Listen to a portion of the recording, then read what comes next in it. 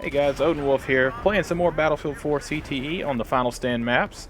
If you missed part one with the first two maps here, I'll leave a link right here for you guys to check that out. But this is Hangar 21, and this is the pod system that you can launch yourself across the map. There's one on this side, and there's a set on the other side as well that you can get back and forth from across the map, as this is a pretty linear map. But I want you guys to check something out here. I thought this was absolutely hilarious. Okay, so you're going to see a couple of guys come in here on the pods, and I just want you to just listen to this. This is the objective. I want you to attack. Okay, so you heard the guy screaming, and it just impales himself into the ground. But look who it is! Level Cap! No, man! Oh, man, I got to do something here. Let me see if I can repair your neck there. He's dead. Anyway, I just thought that was hilarious. But anyway, so moving on inside the hangar itself here, you'll get a good look at the Titan that's being built here. Not sure if this thing is fully functional or not yet. I wouldn't put my money on it, but they're definitely developing the weapons and gadgets here that were featured in Battlefield 2142. And of course, we all remember Titan mode. This is the Titan itself being developed here. And a cool thing you can do, if you run in here in this little building, flip that switch on there. You'll hear the countdown start going and the guy talking.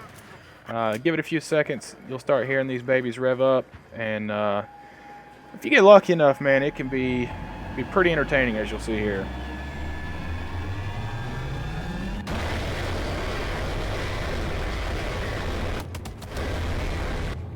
Yeah, it's a good quick 5-piece there. We get taken down, but I wouldn't have been able to shoot that guy anyway. I was laughing so hard. And not only that, but the tunnel system that's underneath the Titan, it runs so far out there, the flames go all the way outside. So even if they're just on the edge of the tunnel, it'll still kind of burn them on there when they're outside there, as you can tell from that last clip. But anyway, so like I mentioned in the last video, one thing that I really like about these maps is they feature a good mixture of, you know, close quarters, indoors, and then you have the outdoors open environment with vehicles. So it's just the best of both worlds. So you go from inside this hangar here, which is, it's not to say that it's, you know, very, very close quarters. It's still pretty open. I mean, it's a massive hangar. You can actually fly helicopters around in there. I've seen plenty of people do that. But here's a look at the railgun as that guy gets it in the face. And one thing that I was not aware of when I filmed these clips here is just exactly how this thing operates. It was kind of changed from the initial version. I don't know how that missed, but one thing that would have helped me there is that the railgun now does splash damage. So you can actually kill more than one person at a time. As Bro Chacho gets no-scoped, if I would have aimed at the ground there, I probably could have took the other guy out in the same shot, but that was one thing I wasn't aware of yet when I was filming this. So that's something to be aware of in the future if you guys get your hands on this DLC. Just if you kind of aim a little bit lower, maybe sort of like you would use the USAS, that battle pickup with the frag rounds, you know, just kind of aim towards their feet down low and utilize the splash damage.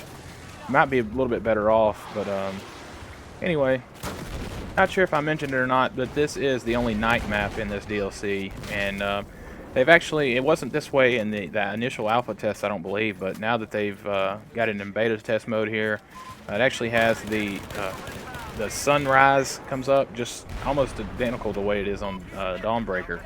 So you got that kind of evolution where the time of day changes, and I mean, it's pretty cool, but I mean, we don't really have any night maps in Battlefield 4, and I kind of wish they would have just left this one night. I didn't see any issues with it being dark or anything like that. Of course, we know DICE, their night maps are not true night maps. It's really just a night skybox, and still has daytime lighting in a sense. I mean, they are darker than your normal daytime maps, but it's nothing like an actual night map where there's no you know, no ambient light, I guess you could say, no environmental light. But anyway, I would have liked to have seen this one stay nighttime, but nothing big there.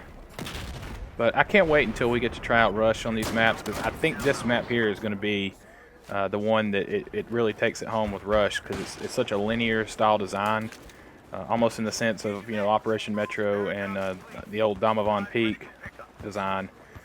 So I can't wait for that. But check this out. This guy trying to run me over. Nope. right underneath the tires. I honestly was not expecting to live through that, but somehow I did. And he's circling around trying to roadkill my teammate there, and he gets headshotted. So that's what happens. But moving on, guys, we got Hammerhead next. This is the 4th and final map here. And this one, of course, it's snowing again. These are all wintry-based maps, which kind of is, you know, tying in with the whole 2142 design there, where the Ice Age was going on in that game. And so I guess it's kind of a little throwback to that. But we are in the northern Russian mountains here, if I'm not mistaken. So that would explain the snowiness. So anyway, like I said, there's quite a bit of frame dump there, as you can tell. It kind of knocked my graphics down with all those explosions going on. There's a look at the XD1 Accipiter, or better known as the MKV, multiple kill vehicle. You can see how quickly I was able to shoot that thing down, and right now, as it stands, it kind of got tweaked a little bit, and it's practically useless right now. It takes literally a good 2 to 3 minutes of just shredding infantry in order to get a kill with it, and it, as you saw, 1 shot, 2 shots into it and it's dead. And it's got the limited battery life, so it's going to need some work, I would say, in order to be worth picking up. But that's the thing with a lot of the pickup weapons. They're not intended to be primary weapons. That's why they're pickup weapons. So I guess that may have been some of the thought process behind that. But anyway, I really do enjoy this map. This one and Operation Whiteout are probably 2 of my favorites. I'd probably say this one is my favorite of the 4. And it's just because it's not quite as big as the other 3, and features the indoor section, the submarine base, and if you can kind of hold those 2 central points and have a team flanking around, just holding pressure on the enemy team, keeping them out of the center of that sub base. It's a pretty good strategy as far as winning the round on conquest. A lot of times you'll see guys camping up on top of this mountain. There are a few doors down towards the side that you can enter in through, but there's, to my knowledge, I don't think there's any access from the top of this mountain into the sub base.